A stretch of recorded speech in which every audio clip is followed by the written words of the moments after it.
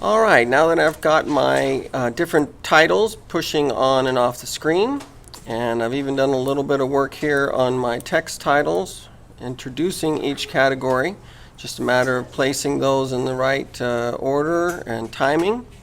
I need something to go here at the beginning. I could make another title just like the others, but let's do something a little bit fancier. We're going to do that by using Adobe After Effects.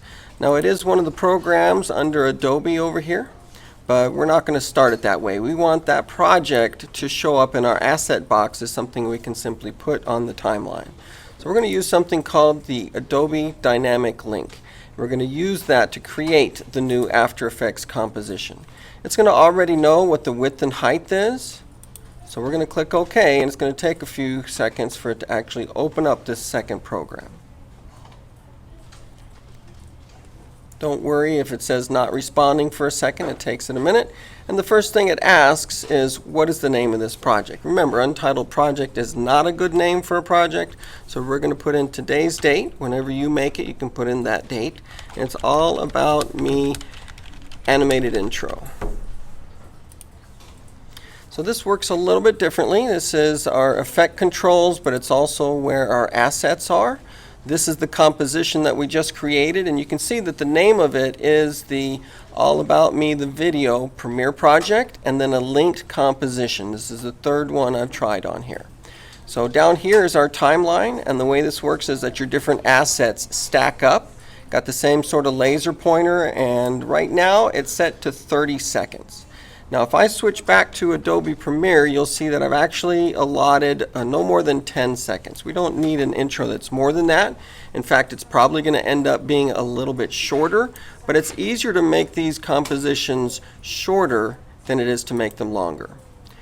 First thing I'm going to do then is change that to a 10-second composition. So I'm going up here to the composition settings, and I'm locating the duration right down here, changing it from 30 to 10. Now, I still don't have any actual item on my timeline in my composition here.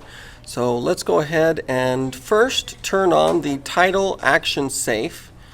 That's going to show me the grid where I should keep my text out of the edges.